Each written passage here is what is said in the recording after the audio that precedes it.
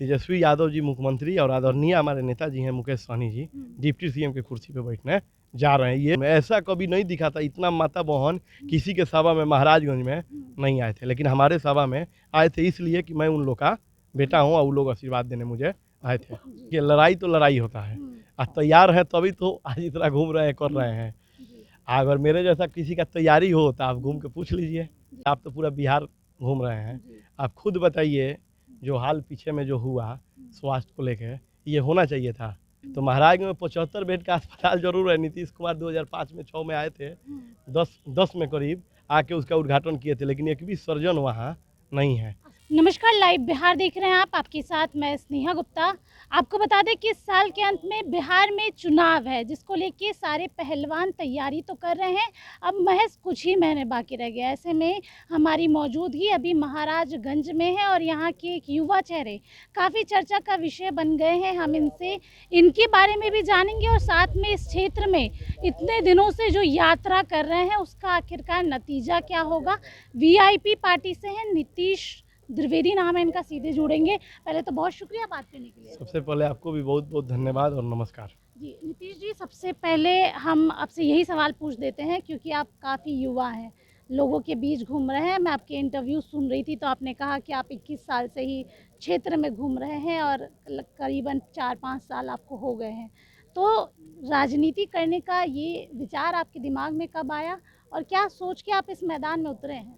देखिए, सबसे पहले तो मैं आपको बता दूं कि हम सभी लोग मनुष्य हैं और मनुष्य एक सामाजिक प्राणी होते हैं, और ये समाज में अगर कोई सेवा करना चाहता है ना, तो ये देश भारत है और ये भारत लोकतांत्रिक देश है।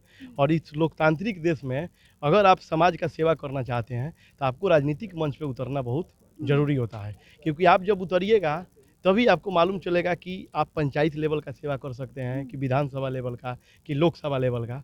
तो मुझे ऐसा लगा कि मैं विधानसभा लेवल का सेवा कर सकता हूँ, तो मैंने यहाँ पे आया हूँ। जी, जब जा रहे हैं तो रिस्पांस कैसा मिल रहा है? क्योंकि अगर वीआईपी की हम बात करें, ये वीआईपी अभी महागठबंधन का हिस्सा है। यहाँ के सिटिंग विधायक जो है वो कांग्रेस के हैं, हालांकि बागी हो गए हैं।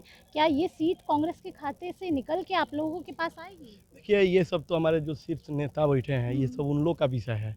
हम बस इतना जानते हैं कि चाहे कांग्रेस हो, चाहे माले हो, चाहे आरजेडी हो, चाहे वीआईपी हो, ये सब परिवार है। हम लोग महागठबंधन परिवार है एकजुटता दिखती है और आपको? इसमें सिर्फ एक ही विचारधारा है। हम लोग मीटिंग में भी शामिल होते हैं, चाहे कई बार अपने नेता से रूबरू इस सब चीज़ पे बात भी होता है, तो उनका एक ही का नाम होता है। उनका जो टर्म कंडीशन है, मैं वो टर्म कंडीशन यहाँ कर रहा हूँ। जो एक टिकट लेने के लिए टर्म कंडीशन होता है, तो वो चीज़ मैं कर रहा हूँ। उनको भी पता है कि जो लोग सेवा कर सकता है उसी को हमको टिकट देना है, क्योंकि इस बार हम लोग कोनो साधारण लड़ाई नहीं लड़ रहे हैं। क्योंकि जो हमारे सामने जो मेरा दुश्मन है लड़ने वाला, वो काफ़ी अपने आप को ताकतवर बोलता है, वो अपने आप को बहुत तुरमकान समझता है, लेकिन देखिए उसके राज में क्या क्या हो रहा है। वो अपने आप को बोलता है कि मैं ये कर दूंगा, मैं ये कर, खाली बोला है। मैं तो अभी आज भी आपके माध्यम से बोल रहा हूँ, अभी तो चुनाव है ना 2-3 महीना, अब ये तो नहीं दे दो, कम से कम 1 महीना में 3-3 लाख लड़का लोग का रोजगार कर दे भाई, हो सकता है वोट भी आपको मिल जाए। आप सीधे तौर पे कह रहे हैं कि एनडीए की सरकार ने कुछ काम नहीं किया। क्या किया है आप ही बता दीजिए, क्या किया है। तो वो लोग तो कहते हैं कि हम बहुत काम किए, धरातल की सच्चाई तो आप जानते हैं, तो क्योंकि हम आप लोग भी घूम जो रहे हैं। कहते हैं उसको भी सुनिए, नहीं किए हैं। वो लोग जो कहते हैं तो हम लोग भी कहते हैं नहीं किए हैं। जी, मुकेश सहनी जी का आशीर्वाद है, आए हैं आपके यात्रा में। एक बार पहले भी हमने देखा था, तो आगे भी आपकी यात्रा है, तो आगे भी नजर आएंगे। और कब से ये यात्रा शुरू है आपकी? देखिए वो तो हमारे नेता हैं जी। और हमारे नेता का जो विचारधारा है, उस विचारधारा को नेताजी भी मेरा जानते हैं, चाहे मेरा जितना भी देवतुल्य जानता है, ये लोग भी जानते हैं। उनका विचारधारा मैं एक एक अपने गांव महाराजगंज के एक एक वार्ड तक ले मैं अपना नेताजी का विचारधारा को लेके गया कि आखिर में मेरा नेताजी क्या सोचते हैं, क्या बोलते हैं। तो उन्हीं का प्यार में लोग देखे होंगे, अभी 15 दिन पहले हम लोग 15 जून को एक सभा किए थे, जन आशीर्वाद।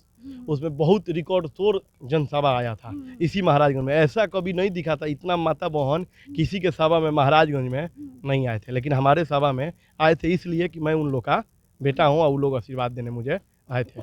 जी, एक सवाल ये भी रहेगा, क्योंकि चुनावी वर्ष है, एनडीए की तरफ से भी कैंडिडेट उतरेंगे, आप कितने तैयार हैं? क्योंकि काफ़ी यंग एज है आपकी और इस मैदान में काफ़ी दिग्गज लोग हैं, चुनौती तो आपके लिए भी है। देखिए लड़ाई तो लड़ाई होता है, आज तैयार है तभी तो आज इतना घूम रहे हैं, कर रहे हैं। अगर मेरे जैसा किसी का तैयारी हो तो आप घूम के पूछ लीजिए, तैयारी पे बात आएगा। तेजस्वी यादव को कैसे देख रहे हैं? लग रहा है इस बार वो मुख्यमंत्री बन सकते हैं, क्योंकि विपक्ष मतलब सत्ता पक्ष वाले तो ये कह रहे हैं मुख्यमंत्री के लायक नहीं है। देखिए, कभी भी हलवाई कहेगा कि हमारा लड्डू खराब है, कभी नहीं कहेगा। वो तो विपक्षी है, उसका काम है कहना। लेकिन हम लोग तो बस आज ही से जान गए हैं कि तेजस्वी यादव जी मुख्यमंत्री और आदरणीय हमारे नेताजी हैं मुकेश सहनी जी डिप्टी सीएम की कुर्सी पे बैठने जा रहे हैं। ये हम नहीं कर रहे हैं, हमारे जितना भी देव तुल्य जानता है ये सभी लोग कर रहे हैं। मंगल पांडे जी की बात कर लेते हैं, इसी क्षेत्र से आते हैं। हमेशा सारे लोग ये सवाल करते हैं, बिहार की स्वास्थ्य व्यवस्था पे काफ़ी बड़ा सवाल है कि कुछ काम नहीं होता। आप भी घूम रहे हैं, आप बताइए धरातल की सच्चाई क्या है, और मंगल पांडे जी कुछ कर रहे हैं या फिर ऐसे ही स्वास्थ्य मंत्री दिग्गज नेता का एक टैग जो मिल गया है वो चलते देखिए, आ रहा है? हम तो सिर्फ अपना क्षेत्र घूम रहे हैं, आप तो पूरा बिहार घूम रहे हैं। जी। आप खुद बताइए, जो हाल पीछे में जो हुआ स्वास्थ्य को लेके, ये होना चाहिए था। जो अभी एक पीड़ित महिला के साथ अभी कांड हुआ बीच में, ये नहीं होना चाहिए था। अब रही बात महाराजगंज में, तो महाराजगंज में 75 बेड का अस्पताल जरूर है। नीतीश कुमार 2005 में 6 में आए थे, 10 में करीब आके उसका उद्घाटन किए थे, लेकिन एक भी सर्जन वहाँ नहीं है। अस्पताल है लेकिन सर्जन नहीं है। हम तो उनको कहते हैं कि छोड़िए महाराजगंज की जनता के लिए, कम से कम अपना चाचा चाची के लिए तो 2 डॉक्टर वाला के रख दीजिए। कम से कम आप किसी दिन आइएगा, आपको भी तबीयत खराब हो गया तो आप कहाँ जाइएगा? पटना बहुत दूर है, पता चलेगा जाते जाते बहुत कुछ हो जाए। तो कम से कम यहाँ रह के तो अपना अपना न होता है। चलिए आखिरी सवाल ले लेते हैं। आपकी यात्रा जो दोबारा शुरू होने वाली है वो कब से कब तक है, और इस यात्रा के दौरान आप प्रेस कॉन्फ्रेंस कर रहे थे, मैंने सुना आपने कहा कि आप अपने घर नहीं जाएंगे, आप जहाँ रहेंगे रोड पे रह लेंगे, जो मिलेगा खा लेंगे। इस बात पे लोग भरोसा करें, क्योंकि नेताओं का तो काम ही होता है वादा करना। देखिए, नेताओं का काम नहीं होता है वादा करना। इस देश में जितना भी लीडर है, जिनका शायद एसपी ऑफिस में जाइएगा फोटो टंगता है, चाहे कहीं भी, वो लोग वादा करते थे, खाली वो लोग काम करते थे। ये मंत्री विधायक सांसद लोग का होता है वादा करना। हम मंत्री विधायक सांसद नहीं हैं, हमको लीडर बनना है, नेता बनना है। और हम नेता लोगों को देख के ही नेता बनना सीखा जाता है, और विधायक को देख के विधायक बनिएगा। और रही बात, तो ये जो यात्रा के बारे में पूछी, तो ये बात सच्चाई है कि मैं एक यात्रा करने जा रहा हूँ आज से, जिसका नाम है नवनिर्माण यात्रा। इस यात्रा में कोई साधारण यात्रा नहीं है। मैं आम लोगों की तरह जहाँ जगह मिलेगा, चाहे नाली के बगल में, चाहे रोड के बगल में, चाहे पेड़ के नीचे, वहाँ मैं सोऊंगा। जो भी कुछ मिलेगा वो मैं खाऊंगा। और मैं तो आपको भी आमंत्रित करना चाहता हूँ, अगर आपको टाइम मिले तो 2 दिन यात्रा में आइए और आके देखिए, फिर आप बोलिएगा कि मैं वादा किया कि मैं करके दिखाया।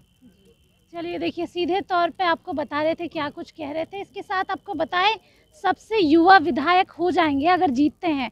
26 साल उम्र है, लगातार 4 सालों से घूमते आ रहे हैं इस क्षेत्र में, और सीधे तौर पे मंगल पांडे के बारे में भी बहुत कुछ कह चुके हैं। अब देखना होगा कि ये सीट अगर महागठबंधन में वीआईपी के खाते में आती है तो इनको टिकट मिलती है, और जनता कितना आशीर्वाद देती है। आप बने रहिए हमारे साथ, तब तक के लिए बहुत बहुत शुक्रिया।